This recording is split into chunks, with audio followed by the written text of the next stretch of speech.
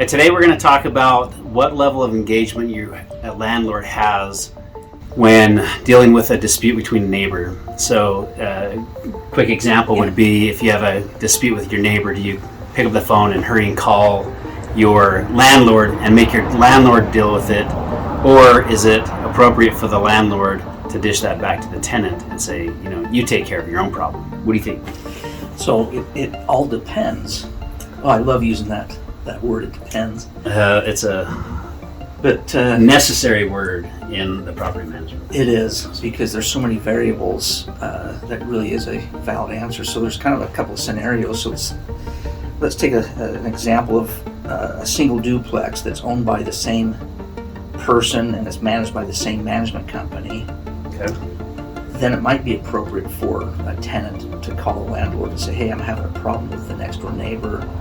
In this case, as an example, let's say that he's playing his music too loud after hours. Right? So a great example, because I've had that exact same thing happen where I own the duplex, and the neighbor, so I manage both sides myself, I own it and I personally manage it. One neighbor called me and complained that the other neighbor was being too loud. And my response to them, you tell me if I did it right or wrong, was, have you talked to your neighbor and tried to tell them how you feel and that they're being loud? That was my response. So as it turns out, they hadn't. They agreed to do it. They did it, and everything was okay. He was a cool guy and worked it out. So that's kind of where my thought goes, is let people be people first, and if that doesn't work, then let's escalate it to a manager. Yeah, but sometimes you're like, hey, my neighbor. If I just go to my neighbor, they're going to be complainers, or they're not going to be respectful to me, in my opinion, right? Yeah. I mean, you risk that, and so it's hard to. But you risk that whether you're an owner or you're a tenant. That's always going to be out there. The next door neighbor may just say, "Too bad, I'm within my rights," because they also have what they call quiet enjoyment. They do. Quiet doesn't have anything to do necessarily with decibels and how loud they play their music. It can, but that's not necessarily what it means. But quiet enjoyment really refers to that you have free ability to use the property as it's designed, right? So quiet enjoyment might be, I can sit in my backyard and expect normal noises to be around.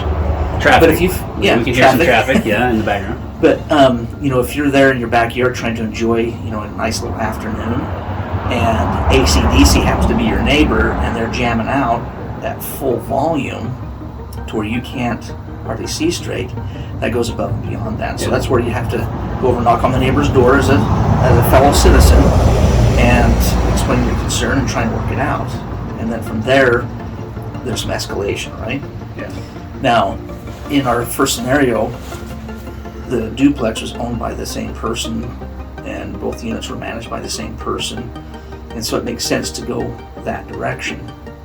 I had an example there about a couple of weeks ago where my son called and says, hey, is there a way you can find out if this guy's a tenant or if he is the owner? Because they threatened one of my neighbors. Now, I don't know the details of the threat, so I'm not going to go there per se, but there's a neighborhood scuttlebutt coming up. So I looked up and said, it's a secondary home. It's not his primary residence, so he most likely has a renter in it. I facilitated and was able to call and talk to the property manager and say, hey, here's the concerns we're having. And I felt like that was an appropriate approach because they were afraid of the neighbor, right? Because he didn't seem stable. And so sometimes I think it's okay to get a third party involved. Now, is the property manager always the person you want to get involved? Maybe. We like that. But sometimes you might have to say, this is the thing that I need to call the police on. So that's one of the things I asked my son was like, well, did they brandish a weapon? Did they have a knife or a gun? Or did they physically assault this person? Because to me that goes into the category of here's a crime that's been committed. Yeah, that's a crime, yeah. So that's where I'd say escalate that beyond the property manager and go right to the law enforcement, right? And that's a perfect example of when to do that. So I think you don't want to get yourself in harm's way, but at the same time you still want to be a responsible citizen. So you should go and have that conversation until you don't feel comfortable directly with your neighbor, if that makes sense. Yeah, absolutely. So it could be a neighbor to neighbor. Yep. It could be upstairs to downstairs, right? But that's a good. I mean, we should maybe point out some scenarios, like someone's blaring their music and it's a birthday party. Now, is that a reason? And it's in the 4 o'clock in the afternoon. Is that a reason to go complain to them that they're having a birthday party next door in the day? They're within their rights. Yeah. You know, unless the decibels are really, really loud. Probably not. Like, let's let them enjoy it. Standard. They'll be done. Especially if they're usually quiet. Let's say that this person has a habit of getting home from work 5 o'clock in the morning, and they just have a frustrating day. They turn on the music, and they just need to decompress, and that's just their daily ritual. They come home, blare the music, and you're sharing a wall with this neighbor.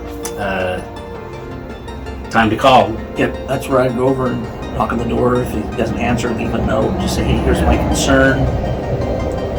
I'd like to understand why this happens, and is there an alternative approach that we can take? Sometimes what I find is the person doesn't realize that they're interfering with your quiet enjoyment. And I'd say 9.5 out of 10 times, they will make the small adjustment. So usually that's what it is a small adjustment. Oh, hey, I didn't know I was disturbing you. They turn it down to a reasonable level. Yeah. Win-win, everybody's happy, right? Well, and I think it's good to point out, we may be the person that's the problem. Yeah. Right?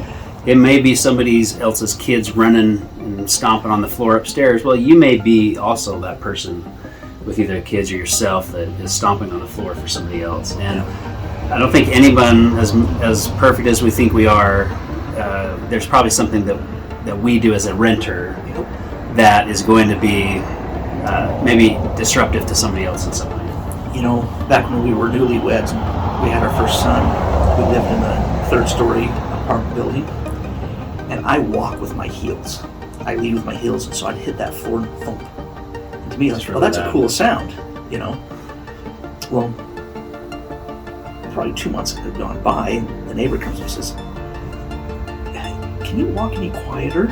And my wife just goes beet red, because she would always come by, why do you walk so loud? And it's like, well, I walk loud because it sounds cool to me. I had no idea what kind of sound it transmitted down below. And so as soon as the neighbor said that, my wife gave me the stink eye look, you know, and rightfully so. I started to walk on my toes first rather than my heels first. Problem solved, you know. But sometimes we don't realize that. So So what are some other scenarios where, I'm trying to think of a scenario that it might be very appropriate to call the landlord instead of going and addressing it? Like when should a tenant feel very, very comfortable just picking up the phone straight away and calling the landlord because of something going on with the neighbor? Yeah. So I have 2 things here. One, it might not be the neighbor specifically, but we noticed something at the property. So I've had a scenario where a tenant called up and says, hey, I've knocked on the neighbor's door, I can't get any response, but there's water coming out of the front door. Help me, right? He's not sure what step to take. Now, as a landlord, I would say, okay, do I manage that unit next door? If I don't, I'll say, hey, that's going to be something we're going to call the city on to get the city engaged. And just so you know, most cities, if they have a business license requirement, like City of St. George has a business license requirement for a landlord, and this is the purpose for that. If there is an issue, they can't get a hold of the tenant.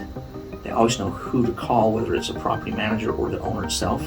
Their contact information is on file through the city, and they have emergency access to that. And that's probably the best example right there, because I've seen where smoke has been billowing out of a home, and you can't get a hold of anybody. You don't know if somebody's passed out inside. And so I'd say, if you're in doubt, call your landlord and counsel with them to help out. That'd be major scenario. Yeah, those are major scenarios. But you're being a good neighbor, and I think that's the first key is we'd advise you as tenants to be a good neighbor first and err on the side of caution, you know. Second, involve your landlord. He might come back and say, that's nothing that I can help with, and at least we now know. But he might also give you some directions of where should you call, right?